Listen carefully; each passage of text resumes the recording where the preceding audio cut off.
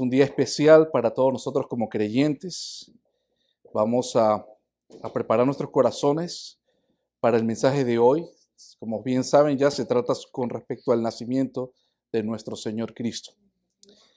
Hermanos, el tema de la Navidad es un tema que cuando surge esta temporada entre los cristianos, siempre vuelve a surgir el mismo debate de la Navidad. ¿Saben por qué existe? Hay un debate que existe con respecto a la Navidad y es una pregunta por el trasfondo que tiene la Navidad. ¿Debemos celebrar la Navidad? ¿Es una tradición que honra a Dios? ¿O es sencillamente un vestigio de paganismo? Y los argumentos giran en torno al supuesto, y sí, es verdad, históricamente, antes del cristianismo, el 25 de diciembre, bajo el Imperio Romano, existía la adoración del nacimiento del dios Sol. Pero llega el cristianismo y queda opacado y queda centrado Cristo en medio de esta celebración. Pero más allá de ese pequeño y breve resumen histórico por el que el debate si debemos o no celebrar la Navidad, vamos a dirigirnos al presente, a nuestros días de contemporáneos. Y vamos a ver y estudiar la Navidad si realmente persiste a veces en ese concepto todavía secular o pagano. Por ejemplo, para hoy en día, los estudiantes, sea de la edad pequeña o más adultos, la Navidad significa un respiro de vacaciones. Para la mercadotecnia, el símbolo de la Navidad es la figura de ¿quién? De Papá Noel o San Nicolás, como lo queramos llamar, envuelto de un desenfreno de compras y consumismo. Para muchos es eso. Para Hollywood, ¿Navidad qué es? Bueno, tiene diferentes también matices con respecto a las luces, la nieve, los renos, los regalos. En Hispanoamérica, la Navidad también adopta múltiples matices. Para algunos, el niño Jesús trae regalos. Para otros, es el tiempo de las vacaciones, reuniones familiares, el brindis, el estreno de ropas. Algunos se entregan a la embriaguez. Otros pueden llevar al punto de que se extiendan a una mano generosa de ayudar a alimentar a los pobres. Para otros es comerse la comida que se hace en esa noche. Pero para otros, la Navidad también es un sinónimo de soledad, de lágrimas, de nostalgia, por lo que causa y el emblema que, nuevamente, por la conexión que hay que la Navidad es igual de reunión familiar. Y para muchos la Navidad es un tiempo entonces de tristeza porque se extraña a los seres queridos. Entonces, desde una perspectiva histórica, la Navidad, antes de que el cristianismo llegara, tenía un significado pagano.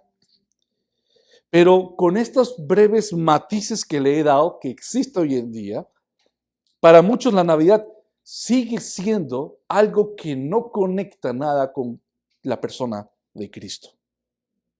Sigue con, vamos a decirlo así, cosas y aspectos seculares, paganos, porque no tiene nada que ver con el Señor.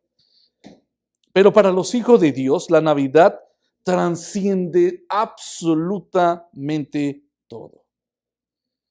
Para aquellos a quienes el Señor le otorga el privilegio de ser llamados hijos de Dios, y sabemos que no es por nuestros méritos, es porque creímos que Cristo fue inmolado, vamos a decirlo así, su cuerpo fue desbaratado por nuestra culpa, por nuestros pecados. Ese es el significado de lo que bíblicamente se conoce como la natividad, que significa el nacimiento. Entonces la natividad es el recuerdo del evento más significativo, lo que causó que el tiempo se dividiera en dos, el nacimiento de Cristo.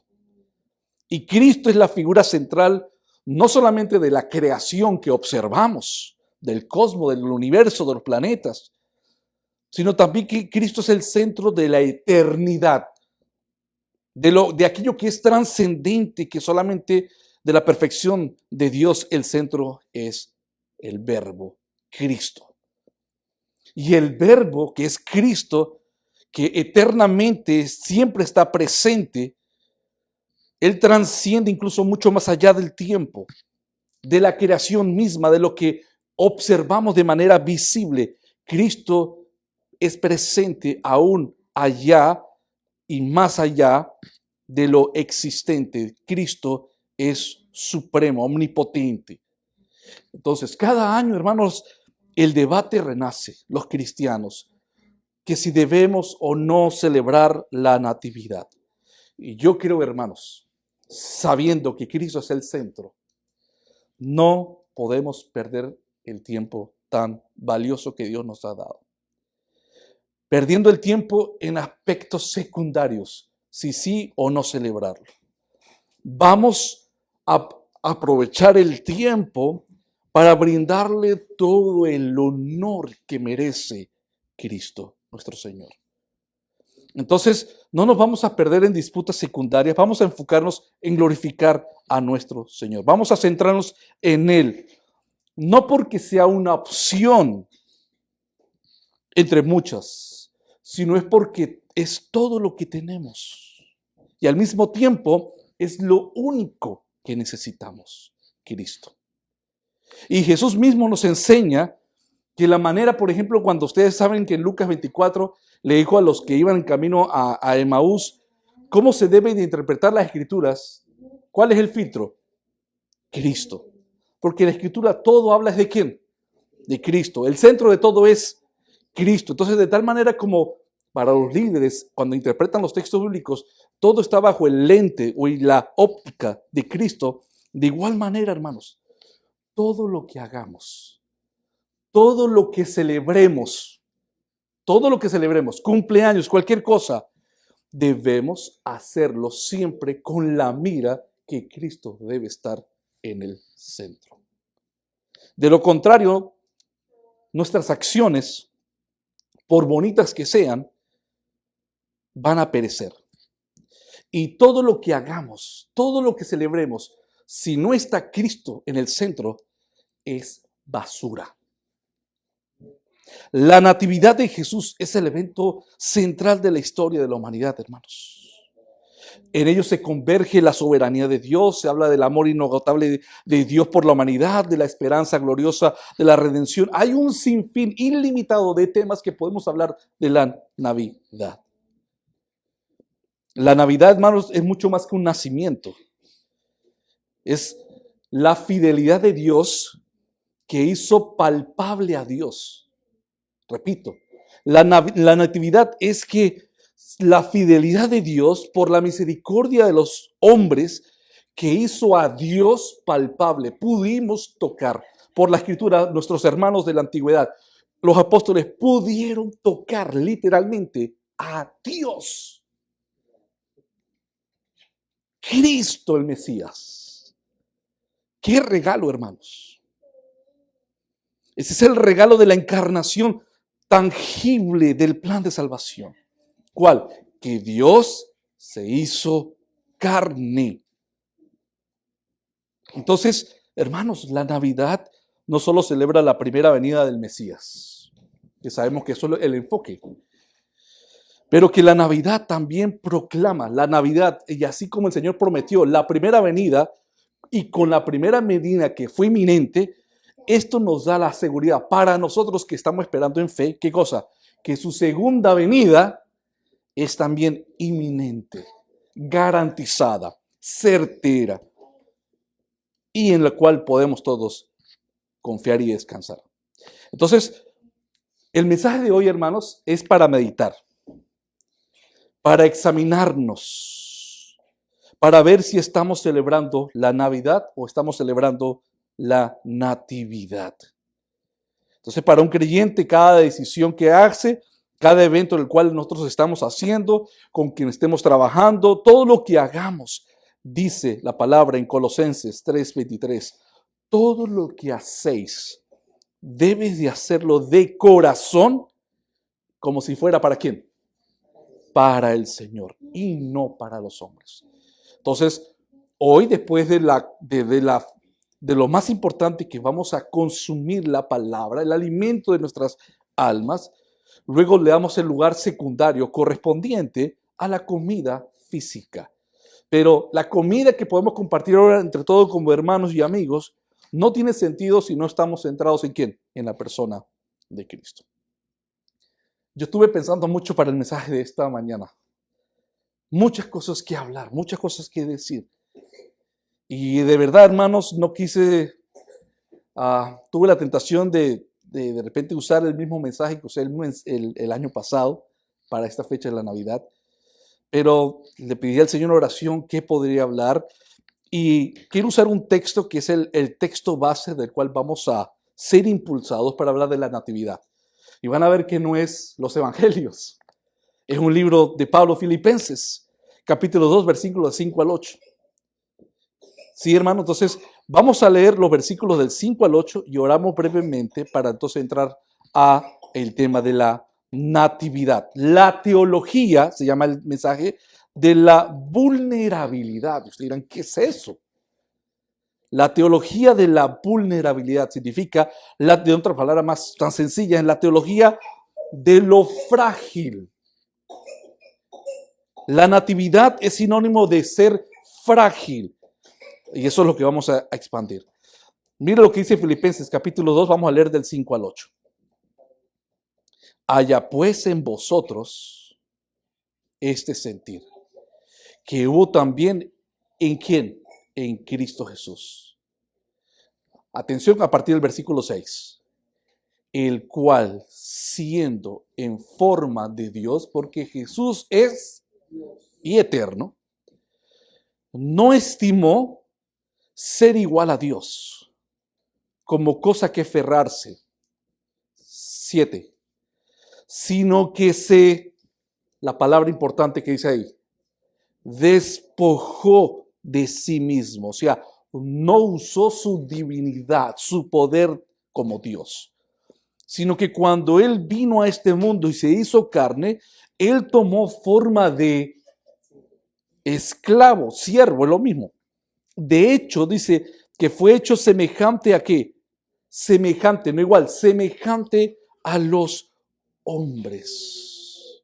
Y estando en esta condición de hombre, ¿qué hizo? Se humilló a sí mismo, haciéndose obediente hasta la muerte y muerte de cruz. Padre, ayúdanos en esta mañana para que podamos regocijarnos en el mensaje de la natividad, del regalo que nos has dado, para que la luz del Evangelio, de las buenas noticias, resplandezca en el corazón de las personas que todavía están en oscuridad. Que realmente hoy tu mensaje, Señor Santo, llene nuestros corazones, que tu Santo Espíritu que está en nosotros y en medio de nosotros, Señor, nos motive a seguir perseverando y también a iluminar los corazones, como dije, de los que no han conocido de tu palabra, que así como esos pastores fueron cautivados por el Evangelio, también hoy, Señor Santo, si así tú lo concedes, y seremos bastante persuasivos en mostrar ese mismo llamado para esta celebración de hace 2000 años que Cristo, tu Hijo, vino a salvarnos. Te lo pedimos, Señor Santo, que me des claridad para que mis hermanos puedan entender y ver la claridad de lo hermoso de lo que nos enseña Filipenses capítulo 2. Te lo pedimos en el nombre de Jesús. Amén. Entonces, Filipenses capítulo 2, 5 al 8. Este pasaje muestra cómo Jesús, siendo Dios, eligió despojarse de su gloria. Él dejó la gloria de Él. Él dejó su morada celestial. ¿Por obligación? No. Asumió una condición humana, se puso en el nivel humano, inferior, en la cual somos nosotros creación. Él es creador y se hizo semejante a la creación optando con un cuerpo humano. Esto quiere decir que Jesús siempre ha existido, pero la naturaleza de ser encarnado, de tener un cuerpo humano, tuvo un inicio cuando fue engendrado por el Espíritu de Dios en el vientre de María, como estuvimos leyendo por el pasaje que nos dio el hermano Efraín de Lucas, y de esa manera él obtuvo la naturaleza humana. Y eso tiene un propósito. Entonces, por esta razón yo escogí este pasaje para hablar sobre la natividad, ya que Filipenses, hermanos, como ustedes siguen viendo en la pantalla, expresa claramente la manifestación de su nacimiento en el pesebre. Entonces, ¿qué dice en el versículo 7? Se despojó, dejó su gloria. Y luego es lo que llaman los teólogos, ese despojar, llaman los teólogos la palabra kenosis. Es lo mismo que se vació, no dejó, no usó sus poderes, su divinidad como Dios. Se hizo como hombre y en el sentido de que entonces no tuvo ningún privilegio, sino que pasó y se hizo semejante a nosotros en todas nuestras debilidades y limitaciones. Entonces, esto es una terminología de la kenosis o vaciarse, o también se aplica como despojarse de su gloria, que es central en la rama de la cristología, todo lo que aprendemos de la persona de Cristo, para describir a Jesús siendo Dios que renunció a su gloria voluntariamente. Renunció a ciertos privilegios de la divinidad, porque Jesús es verdaderamente Dios y al mismo tiempo verdaderamente hombre. Entonces, la kenosis, el despojarse, no implica que Cristo, y ese es un cuidado, no implica que Cristo dejó de ser Dios, sino que su divinidad quedó vestida por la humanidad. Entonces quedó limitado. Entonces, él renunció al uso independiente de sus atributos divinos y aceptó las limitaciones humanas. Por eso se llama el mensaje nuevamente, de esta mañana, natividad, la teología de la vulnerabilidad. Quiero hacerle una pregunta. ¿Cómo tú puedes reaccionar si te dijera que el Dios Todopoderoso, que es trascendente, que ni los cielos le pueden contener, ¿correcto? ¿Cómo tú reaccionarías que el Dios Todopoderoso eligió voluntariamente hacerse vulnerable, hacerse frágil? ¿Cómo reaccionarías que se puso en tu nivel, en nuestro nivel, en nuestra fragilidad? Y esa pregunta se clasifica como una paradoja. Paradoja es algo que parece contradictorio, pero no lo es. ¿Por qué les digo esto? Porque si van con este texto, Juan capítulo 1, versículos del 1 al 3, es un versículo que muestra quién es Jesús. Y habla que antes de la existencia del mundo, del planeta, de todas las cosas que observamos, ¿qué dice? En el principio. ¿Quién estaba en el principio? ¿Quién ha estado siempre? Es el punto mejor. Es el verbo, que es Cristo. Y luego dice que el verbo era con Dios, que es la segunda persona de la Trinidad. Y al mismo tiempo el verbo era Dios. Este era en el principio con Dios y todas las cosas por Él fueron hechas, los planetas, las estrellas, el universo. Y sin Él, o sea, Cristo, el verbo, nada de lo que ha sido hecho fue hecho. Esto nos muestra que quiero que esta palabra la tengan muy clara. Esto significa que Jesús su naturaleza divina es trascendente, es eterno, majestuoso. Luego, en Juan, versículo 1, mira lo que observan, para que vean esta paradoja. ¿Qué dice Juan 1? Aquella luz verdadera, el verbo eterno, que alumbra a todo hombre. ¿Qué dice la siguiente palabra?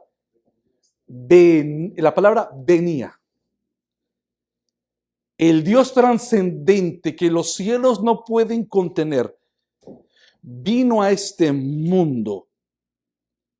Y luego dice el 10, en el mundo estaba, el mundo por él fue hecho, como dice Juan 1. Pero el mundo no le conoció. Mira el 11. A lo suyo, su pueblo Israel, él vino. Y a los suyos no lo recibieron. 12. Mas todos los que le recibieron, a los que creen, la clave es el creer en su nombre, que es Cristo, Dios le dio la potestad de ser hechos hijos de Dios. Sabemos que hoy en día todos decimos que somos hijos de Dios, pero no todos son hijos de Dios, porque la clave del versículo 12 es que los que creen, es la cláusula, es la condición, los que creen. Pero creer no es solamente decir con mis labios, creo. Porque muchas personas nuevamente en el mundo dicen creer en Jesús, pero no tienen significado de qué celebran de la Navidad o cómo expresan y viven sus vidas. Entonces, el creer va más allá de decir lo que digo con mi palabra, es demostrarlo con mi corazón, con mis hechos, con mi fuerza, con mi alma. ¿Dónde está mi fuerza? ¿Dónde están mis ojos puestos? Si están en las cosas terrenales o en el verbo hecho carne.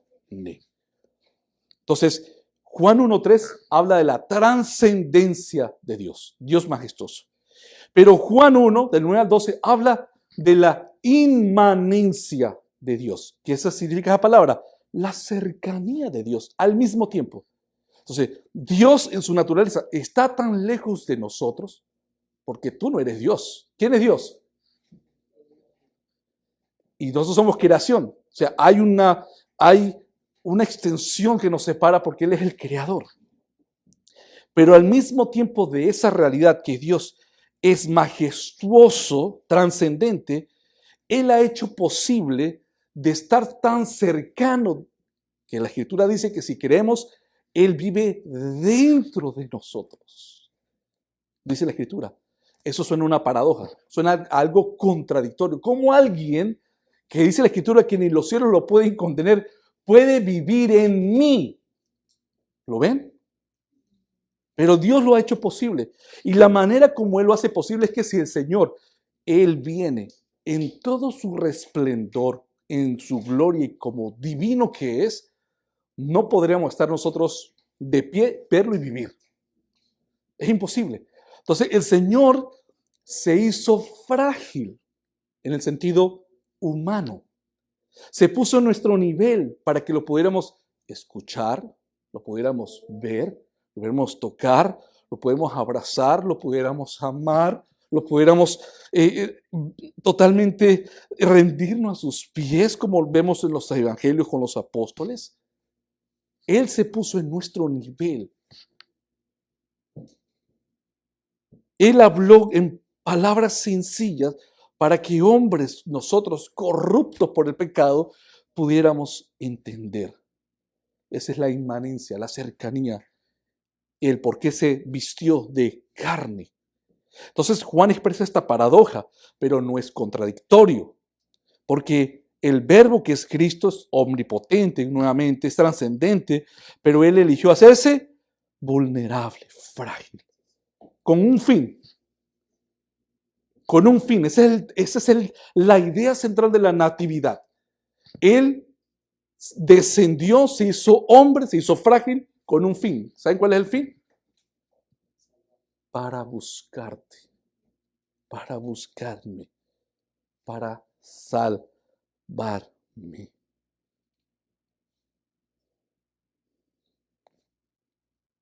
Entonces, es allí esa paradoja, pero no es contradictorio, sino que si se estudia, observamos que el Señor es las dos cosas. Él es trascendente y al mismo tiempo Él es inminente, tan cercano, porque se hizo carne. Esa es la demostración. Si Cristo hubiera venido en su divinidad, Él no puede morir en la cruz, porque Dios no puede morir. Pero se hizo frágil para poder morir. Entonces Cristo nació para morir en la cruz por mí. y por ti. Entonces la encarnación, cuando Cristo se hace carne, es lo que se llama el misterio. Es un misterio hermoso, bíblico, que se demuestra que la soberanía y el poder que tiene Dios para hacer lo que Él quiera. Él decidió, Él quiso ser frágil. Pero en este caso el misterio se basa en que, acá viene algo tremendo, que el Señor viene con su soberanía, significa su gobierno, su poder, pero su poder no viene con fuerza, viene revestido de humildad. Esa fragilidad viene vestido de humildad. ¿Con qué fin? Salvar a su pueblo. Cuando hablamos de vulnerabilidad en este contexto, no estamos hablando de que Dios lo estamos haciendo humano, débil, en el sentido de que no creemos en el Dios poderoso, no creemos en el Dios poderoso, pero que se hizo vulnerable en carne y como hombre para poder salvarnos, para poder ser colgado en la cruz y morir de manera sustituida por nosotros, porque los que por culpa del pecado, los que debían de estar en la cruz, los que debían ser condenados, éramos nosotros. ¿Qué observamos con la vulnerabilidad? Con la teología de la vulnerabilidad, ¿qué observamos? Observamos la disposición voluntaria de Cristo de ser bebé.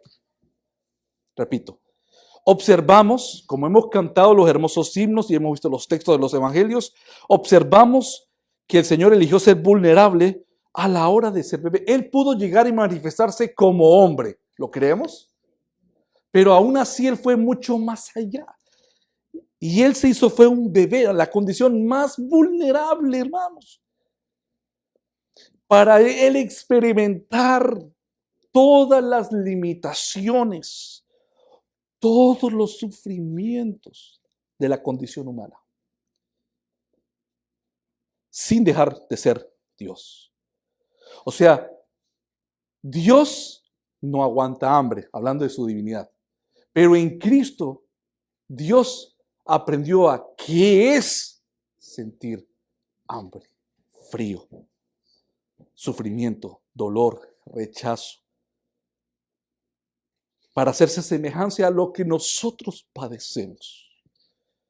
Y este es el punto central de lo que significa el Evangelio, hermanos. El Evangelio, que el Mesías asume la condición humana con el fin de poder morir de una manera, entonces, como le dije, sustitutoria por nosotros y salvar a su pueblo. Entonces, la vulnerabilidad de Cristo no implica debilidad. La vulnerabilidad de Cristo como hombre implica que su divinidad y su poder se fue manifestada en la condición como hombre. Entonces, el poder de Dios fue revelado en debilidad humana. Uno dice, pero esto es contradictorio. ¿Cómo que por un lado el poder y debilidad al mismo tiempo sí son compatibles? El poder de Dios fue mostrado en debilidad, en un bebé. El Dios omnipotente en un bebé. El poder de Dios en una debilidad. Al punto que estuvo Él totalmente bajo el amparo de la protección que le podía ofrecer en ese momento. ¿Quién? José y María. ¿Todo por qué? Dice el texto muy, muy, muy conocido. Porque de tal manera amó Dios al mundo que ha dado a su Hijo unigénito. Y su Hijo unigénito, ¿qué hizo entonces? ¿Se acuerdan? Se despojó para que todo aquel que en Él, ¿cuál es la condición? Creer, no se pierda, mas tenga vida eterna. Entonces, Juan 3:16 se destaca el misterio y la maravilla de la natividad. ¿De qué trata la Navidad? Juan 3:16. Repito, ¿de qué trata la Navidad? Juan 3:16. Porque de tal manera, y cuando dice porque de tal, esa expresión, extensión que no podemos conceptualizar o entender, o que nuestras cabezas tan pequeñas puedan entender la inmensidad del amor de Dios, todo lo que Él hizo, se revistió como hombre, se puso en una condición humana, hizo lo que hizo por amor. Ese es el motivo. Ese es el motivo. Vamos a ver solamente dos observaciones de lo que dice Filipenses. Y lo que vamos a primeramente ver es interesante que yo tuve nuevamente tantas cosas se pueden hablar de la Navidad, pero en esta ocasión o en este año, por la misericordia de Dios, puse como observación el lugar donde nació nuestro Señor Jesucristo. ¿Dónde nació? En Belén. Y ahí caigo algo muy, muy interesante que aprender. Jesús, como el Hijo de Dios, tenía todo el poder. Van conmigo, tienen todo el poder, toda la autoridad para nacer en el Palacio Real. Y si hubiera nacido en el Palacio Real, no es contradictorio, porque Él es Dios. Él es el Rey. ¿Sí? ¿Van conmigo? Él pudo nacer en un lugar, en un Palacio Real, porque Él es Rey. Entonces, es interesante que Él escogió nacer en una pequeña aldea llamada Belén. Y el hecho de que el Señor eligiera, y era profetizado, que iba a nacer en Belén, un lugar pequeño, pero no solamente pequeño, un lugar insignificante. Pero no solo eso, sino que incluso de todo Israel escogió Belén, un lugar insignificante. Entramos en Belén, ¿sí? Entramos en Belén. Y si hacemos como un zoom, como cuando hacemos zoom a una foto, si le hacemos zoom a Belén, de todo Belén escogió voluntariamente de todos los lugares donde podían hacer, ¿qué lugar escogió? Escogió el establo, escogió un pesebre. Entonces, quiero enfatizar este punto, porque es importante que vayan conmigo. De todo Israel, siendo Dios, no nació en un lugar de renombre, sino escogió un lugar llamado Belén, insignificante. Se cumple un texto que decía, tú Éufrata, pequeña entre las demás de Israel, ahí escogió Dios. Pero dentro de Belén había lugares, podemos decir, de los pobres a los menos pobres y a los poquito más pobres.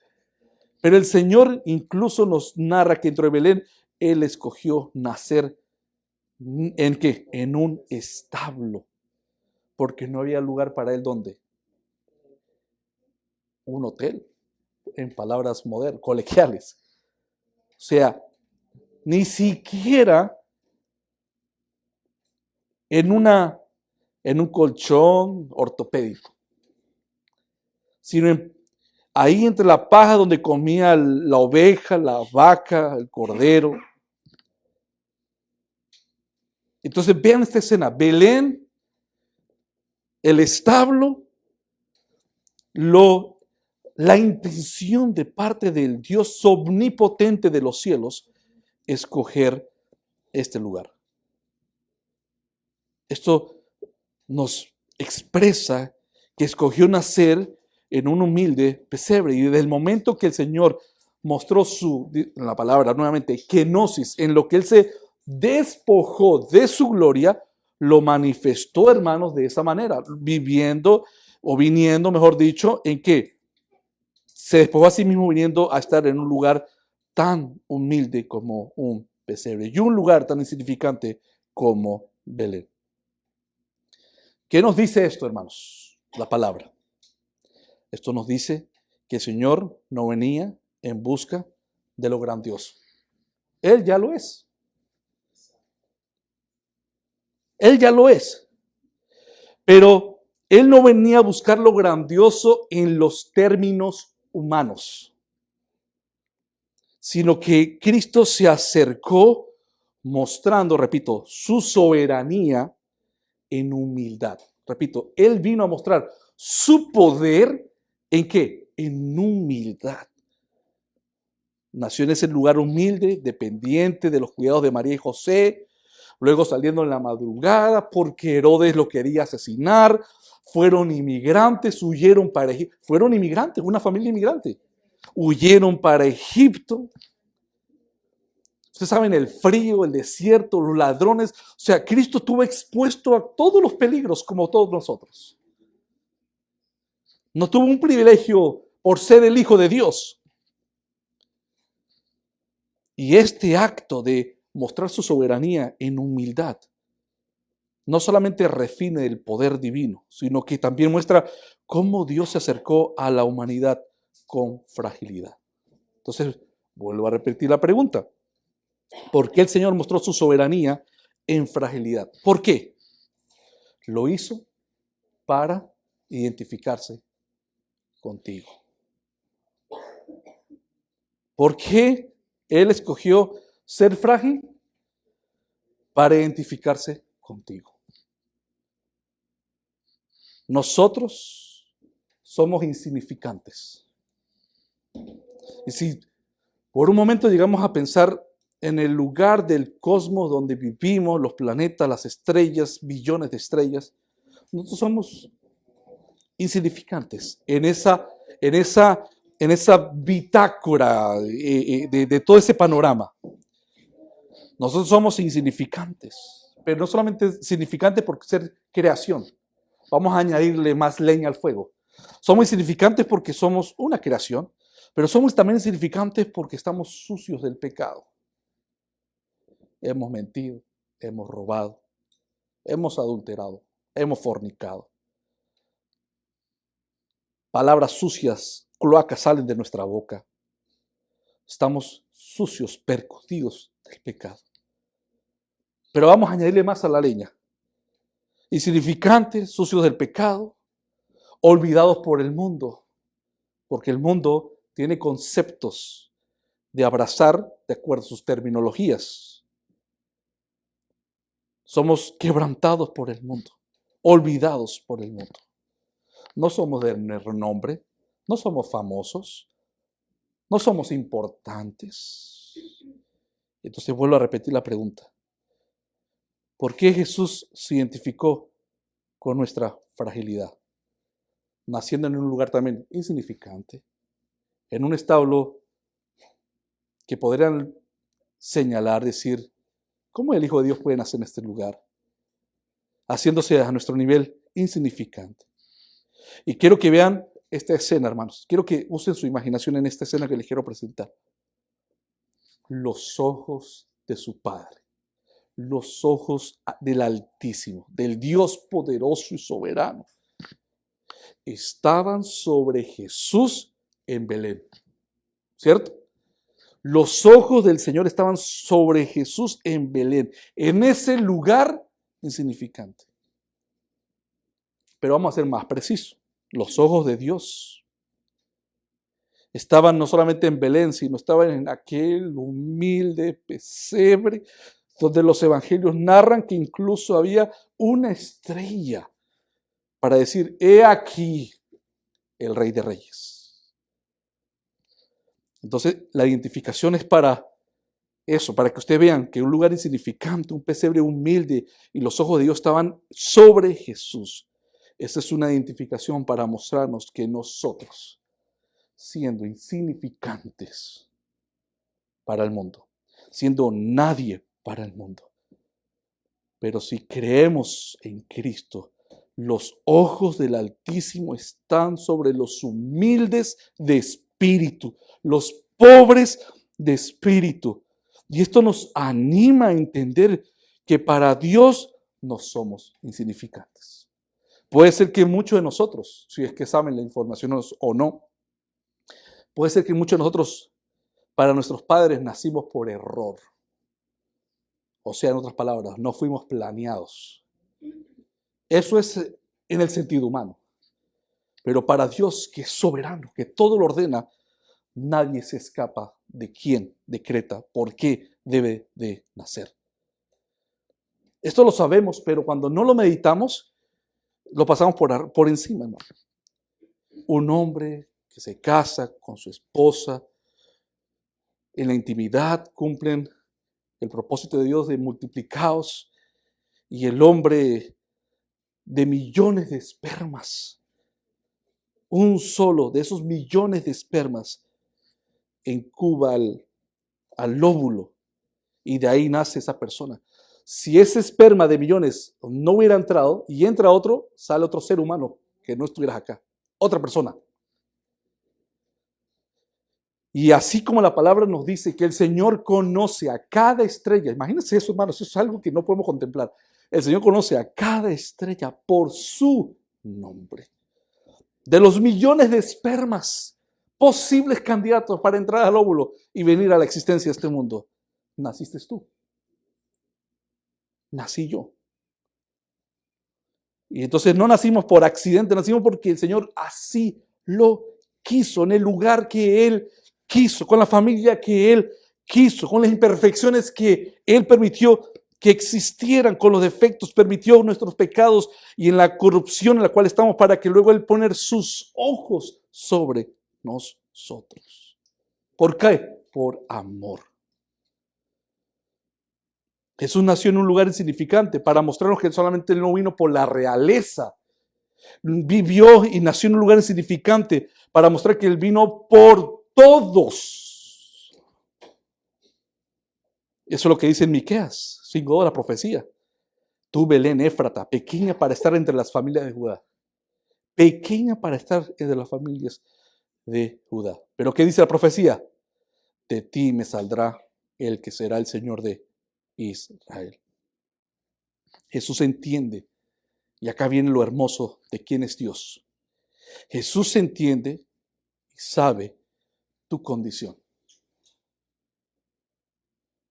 Por más humilde de tu trasfondo, si aguantaste hambre, si aguantaste golpes, si aguantaste dolores y fracasos, o el peor pecado que hayas hecho, el Señor entiende, no entiendo que acepta, el Señor entiende y sabe tu condición. Porque Él también vivió de lo más profundo y humilde e insignificante que un ser humano puede existir y vivir. Él vino a un lugar humilde porque no teme.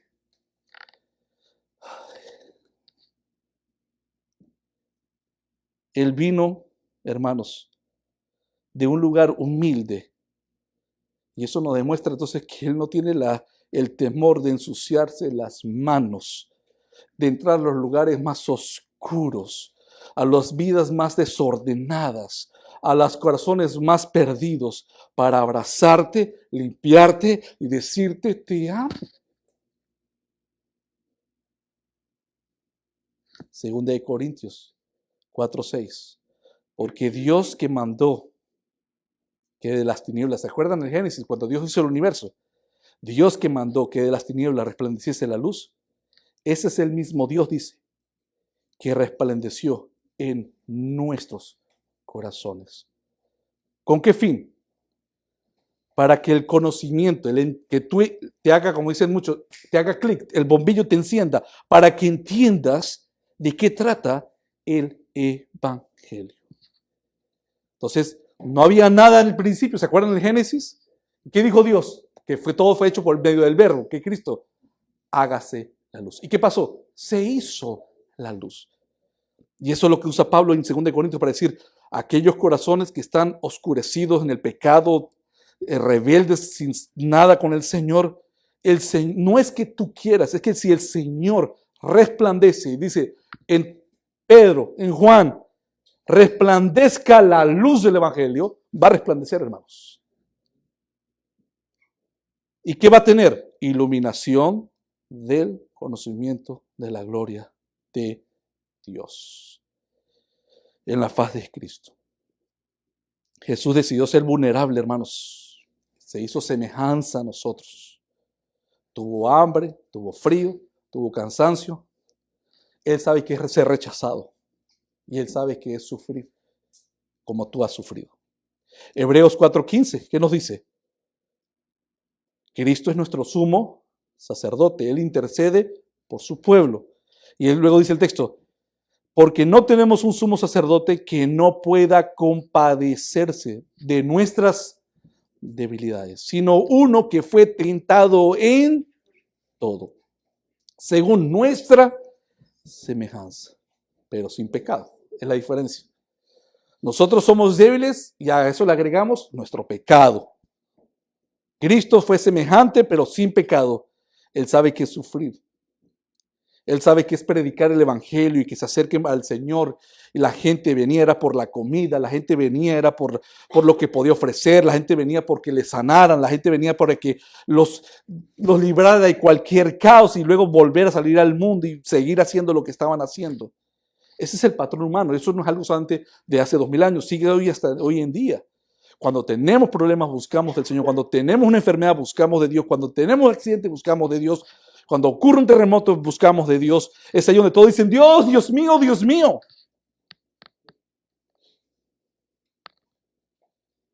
Y eso para el Señor fue una bofetada cuando las multitudes lo buscaban. ¿Y qué decía el Señor?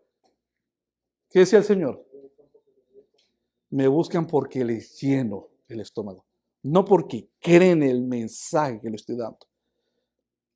La comida es importante, la vestimenta es importante, las cosas es importante, la familia es importante, pero en el orden correcto de esas cosas. La prioridad sobre todo, lo importante es Cristo. Dijo Pablo, porque si Cristo no es lo importante, entonces, ¿de qué sirve? Y dijo Pablo, yo que era fariseo de fariseos, hablaba latín, hablaba griego, hablaba como hebreo, lógicamente hablaba hebreo. Dijo, todo lo he desechado por Cristo. Todo me es para mí basura. Eso no quiere decir que vivía desprendido de todo, sino que son cosas que no lo podían controlar. Entonces Dios lo hizo por amor, hermanos, para mostrarnos que Él comprende nuestras luchas, porque Él las vivió en carne propia. Si te sientes débil, si te sientes perdido, si te sientes rechazado, recuerda que también Jesús experimentó lo mismo. Él no es solo un Dios distante, Él lo es. Él es un Dios distante, porque es Dios, realmente, la trascendencia de Dios. Él es un Dios distante, pero también sabemos que Dios es un Dios inminente. Él está contigo, camina contigo, Él ve todo, porque Él es omnisciente. Él sabe lo que haces, Él sabe lo que piensas, Él sabe las decisiones que estás tomando, si son decisiones fuera de su voluntad, si son decisiones en su voluntad. Él sabe cómo hablas, Él sabe lo que tú deseas. No hay manera que tú te puedas esconder, justificar de tu pecado. ¿Cuál es la solución? Venir rendido a Cristo. No te puedes venir a justificar porque Él lo sabe todo de ti. Porque tú no pasas desapercibido para Él. Él conoce la condición por la cual tú puedes estar pasando incluso en esta mañana. Vamos al segundo punto, para ir aterrizando. Parte del texto que nos mencionó nuestro hermano Efraín de Lucas, de esa hermosa historia, cómo se va narrando, es cuando nos dice en Lucas del nacimiento. Después del primer punto, después de Belén y el establo, el siguiente punto es ¿qué es lo que prosigue en la historia? ¿Qué es lo primero después que está ya ahí en Belén y la estrella está ahí anunciando que nació el rey? ¿Qué es lo que prosigue? El anuncio a los marginados. El anuncio a los marginados. Entonces la humildad no termina en Belén ni en el pesebre. La siguiente fase es Lucas 2. Vamos a leer de manera muy, muy rápida, del 8 al 14 como está en la pantalla. Una vez que el Hijo de Dios se hace frágil y nace en el pesebre, ¿qué dice? Había pastores en la misma región que velaban y guardaban las vigilias de la noche sobre su rebaño. Y aquí se les presentó un ángel del Señor, y la gloria del Señor los rodeó. ¿De qué? De resplandor. Y tuvieron gran temor aquellos pastorcitos. Pero el ángel les dijo, no temáis, porque aquí os doy nuevas de gran gozo, que será para todo el pueblo, que os ha nacido hoy en la ciudad de David un Salvador, que es Cristo el Señor. Esto os servirá de señal. Mira, ¿cuál es la señal? Hallaréis a un niño envuelto en pañales, acostado en un pesebre. Y repentinamente apareció una hueste, o sea, una cantidad impresionante de ángeles, y todos vean esa escena, alabando a Dios. ¿Cómo sería eso? Alabando a Dios delante de los pastorcitos humildes, sencillos, insignificantes en las montañas alrededor de Belén. ¿Y qué decían los ángeles? Gloria a Dios en las alturas y en la tierra, paz. ¿Por qué? Por la buena voluntad para con los hombres. ¿De qué? De que Dios se hizo bebé, frágil. Un dato importante. Los pastores de la época del nacimiento de Jesús del primer siglo, entonces que eran considerados por Israel, las demás tribus de Israel, eran considerados como marginados y eran considerados de un estatus bajo, socialmente hablando, de acuerdo a la sociedad judía, ¿no? Los pastores eran de la estatus social, vamos a decirlo así, de barrio. Los pastores, al ser trabajadores, ¿y por qué eran considerados de esa manera? Porque al ser trabajadores que vivían alejados de los centros del culto, de las normas religiosas, de lo que demandaba la ley judía, y como no podían atender a esas normas religiosas por estar pastoreando a las ovejas, entonces los demás judíos consideraban a los pastorcitos impuros ceremonialmente. ¿Me explico con eso? Como tenían que estar atendiendo a las ovejitas perdidos, no cumplían con los parámetros muchos de la ley de manera continua, entonces los consideraban como tan llenos de pecados, tan llenos de impurezas, no cumplen con los parámetros de las ceremonias judías, ceremoniales religiosas, entonces por ende siempre tendían a ser discriminados por ese prejuicio que había en las mentes de los judíos.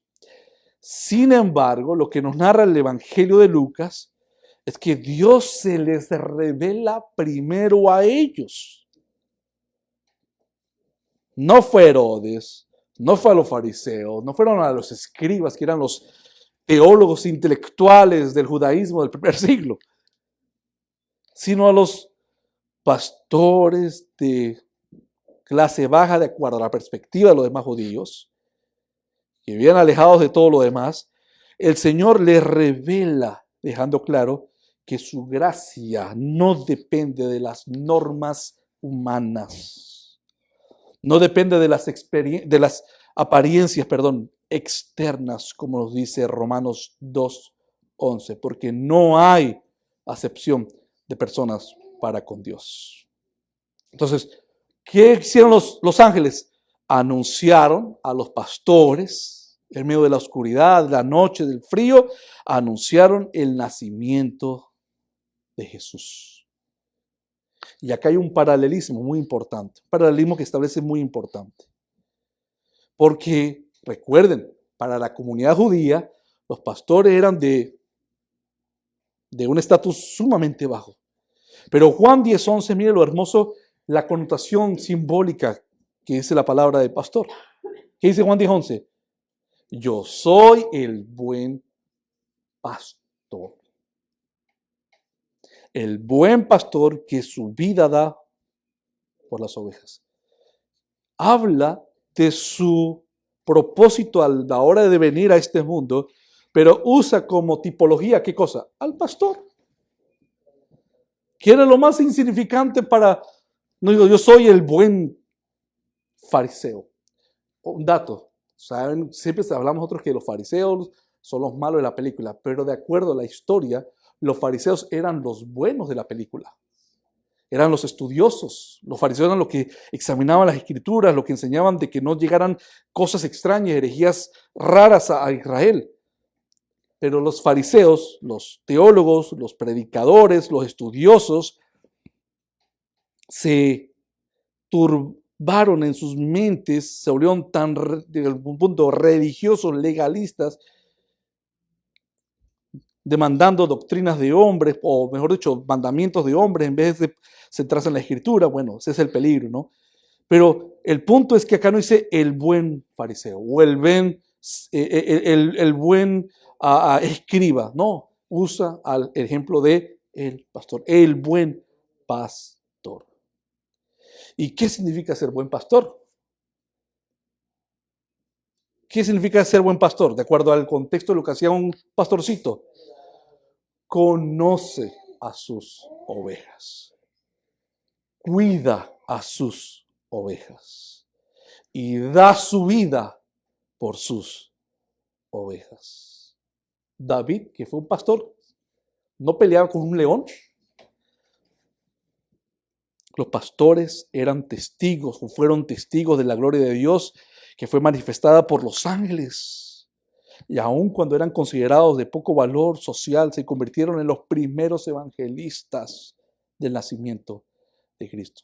¿Qué nos dice esto? Esto está muy claro. Esto muestra cómo Dios utiliza a quienes el mundo considera débil, insignificante, sin un tipo de estatus. Esos son lo que Dios usa. 1 Corintios 1:27, para todos nosotros, sino que lo necio del mundo escogió Dios. Acá está diciendo que los que van a ser parte del pueblo de Dios, los escogidos, los santos, los cristianos, tienen una característica antes de cristianos. Son necios.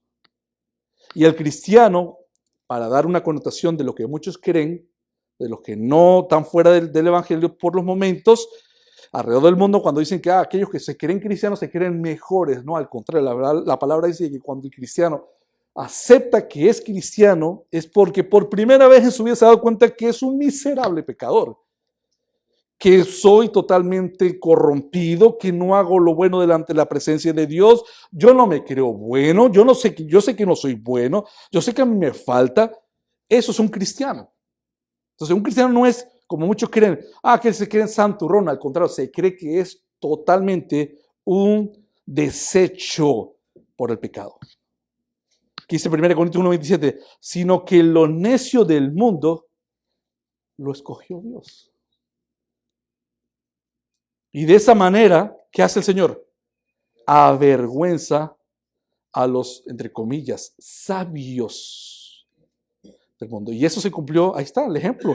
El Señor cogió a los pastores que estaban ahí, nos está diciendo que, hermanos, humildad no quiere decir sencillamente, en el sentido de, hablando de los pastores, humildad no significa que son santos, no, humildad significa en condición que estaban bajos en la sociedad, pero eran igual de pecadores como los fariseos o como el rey o como cualquier otro. Eso es muy importante de notar esto. Dice entonces el texto, que lo necio del mundo, eso lo escogió Dios. Y así vergüenza a los sabios. ¿Quiénes querían sabios en la época de Jesús? Los fariseos, los estudiosos, presidentes, doctores, ¿verdad? Ganadores del Oscar, ganadores del premio Nobel, etcétera. Podemos hacer esos sabios de acuerdo a lo que el mundo considera. Pero dice Dios que Dios escoge a lo que el mundo lo vota. Y Dios usa a los necios para avergonzar a los sabios. ¿En qué sentido? Que los necios Dios los vuelve llenos de sabiduría porque creen el mensaje de Dios, y aquellos que se jactan del conocimiento humano, entonces eso para Dios eso no es nada. Y luego dice, y lo débil del mundo escogió Dios para avergonzar a los que se creen, estoy parafraseando ya ahí, para los que se creen fuerte, avergonzar a los fuertes. Dios exalta a los humildes, demuestra su amor para todos. Recuerda que su salvación es para quienes están dispuestos a recibirla con un corazón sencillo, obediente. Pero al mismo tiempo sabemos que nadie llega por voluntad propia, con un corazón dispuesto. Porque el texto dice que todos nosotros fuimos opuestos, no querimos ir a los caminos del Señor. Una vez, a ustedes les dije y lo vuelvo a repetir, me acuerdo cuando mi esposa llegó el momento que creyó en el Evangelio. Ella en ese momento trabajaba para el restaurante que nosotros tenemos allá en Venezuela, y una mañana ya viniendo de su casa, en la Plaza Bolívar se le acercó una prima de ella, de tradición religiosa de la institución romana, y le dijo, ¿cómo es eso que tú te volviste cristiana? Le dijo. ¿Cómo se te ocurre ser cristiano? Estás traicionando la tradición de nuestros abuelos y nuestros padres. ¿No ve que el cristianismo son para los adúlteros, los asesinos, los homosexuales? Miren lo que dijo ella.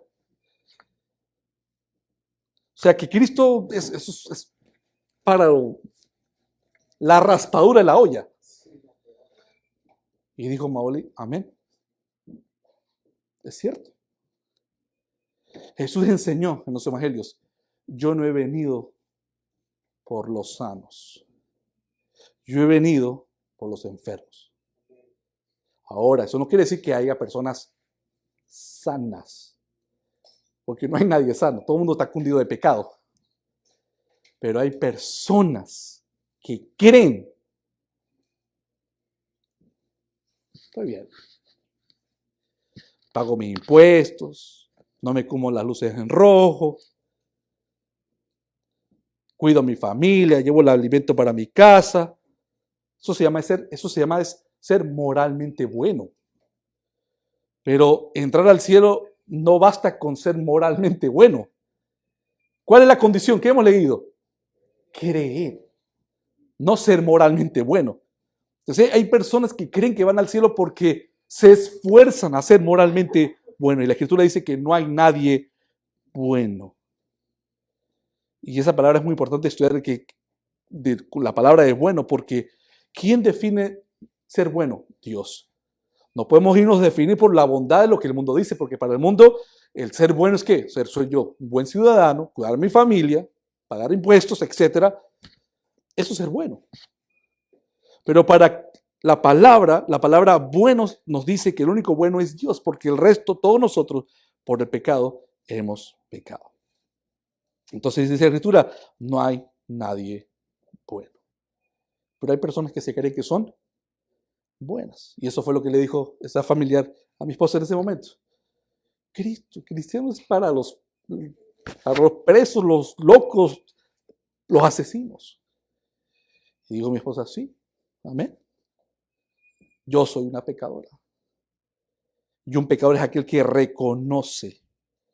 Y reconocer no es suficiente tampoco. Tiene que arrepentirse. ¿Y qué arrepentirse? Hemos aprendido en los estudios de los jueves, de los miércoles. Arrepentirse no es tener remordimiento. ¿Y qué es remordimiento? Sentirte de la patada, mal, llorar, ser afectado emocionalmente. Eso está bien, pero tiene que ir acompañado con arrepentimiento. Muchos tienen remordimientos, les impacta, pero luego salen, se los olvida, el rumbo, el estilo de la vida otra vez, vuelve otra vez lo mismo de antes. Arrepentimiento es un cambio de actitud. Arrepentimiento es un cambio de mentalidad. El arrepentimiento es aborrecer lo que antes amabas, el pecado. El arrepentimiento ahora es amar, como dije, lo que antes odiaba, y ahora el arrepentimiento también es odiar lo que antes yo amaba.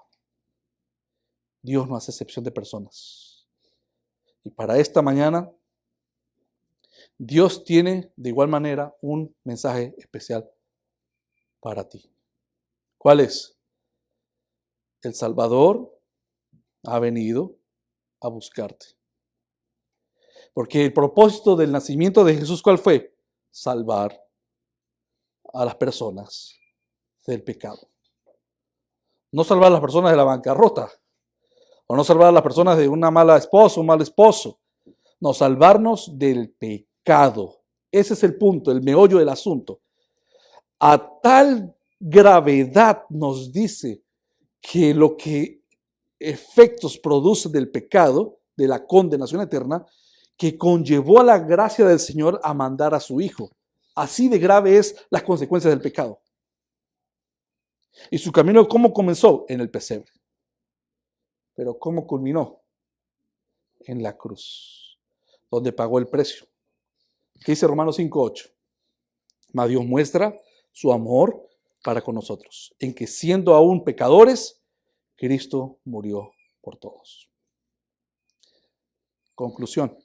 La Navidad, mis amados amigos y hermanos, no es solo una historia sobre el nacimiento de Jesús. Es también una historia de su muerte. La Navidad no es solamente una historia de su muerte. La Navidad también es una historia de la vulnerabilidad que se hizo hombre. Pero la Navidad tampoco es solamente de la vulnerabilidad, sino que también la Navidad significa la compasión por los marginados. Pero la Navidad no solamente es la compasión por los marginados. La Navidad es la reconciliación que tenemos en Cristo. Pero la Navidad no solamente es una historia de reconciliación, tampoco, hermanos, la Navidad también es el cumplimiento de las promesas de Dios. La Navidad tampoco es totalmente el cumplimiento de las promesas, sino el triunfo sobre las tinieblas. La Navidad no solamente tampoco es el triunfo sobre las tinieblas, es del amor incondicional que no nos pide nada a cambio y que vino a buscarte. Y así podríamos seguir con esta lista interminable de lo que significa la natividad. Pero es que es muy difícil predicarlo porque es muy extenso el tema. Entonces la Navidad no es solamente una historia, lo que estamos hoy narrando. La Navidad es el Evangelio mismo, hermanos. ¿Y qué es el Evangelio? Las buenas nuevas. ¿Qué significa eso de buenas nuevas? Bueno, son buenas noticias. ¿Cuáles? Que Cristo vino a tomar nuestro lugar para yo no ser enviado a la condenación eterna por mi culpa. Esas son buenas noticias. Entonces, la Navidad es la voz del buen pastor que nos llama en este momento a todos. La Navidad no es solamente una historia sobre el nacimiento de Jesús, sino el llamado personal a cada uno de nosotros. ¿Escuchan su voz? Mediten. ¿Escuchan la dulce voz del buen pastor? Mira lo que vamos a hacer. Esto va a ser algo muy, muy diferente. ¿Quieren escuchar la voz del Señor? Y quiero ahorita que cierren sus ojos. Van a escuchar las citas que voy a dar, pero no voy a decir capítulo, versículo, para no crear esa fragmentación para identificar los textos. Sabemos que el verbo, que es la palabra, se hizo carne. Entonces, lo que leemos en voz alta es la voz audible ¿de quién? De Dios. Repito, leer el texto bíblico es leer literalmente la voz de Dios. Quiero que cierren sus ojos. Y les digo otra vez, ¿escuchan su voz? Venid a mí todos los que estéis trabajados y cargados, y yo te haré descansar. Mis ovejas oyen mi voz, y yo las conozco, y me siguen. Y yo les doy vida eterna, y no perecerán jamás, ni nadie las arrebatará de mi mano. Todo lo que el Padre me da, vendrá a mí, y al que a mí viene, no le echo fuera.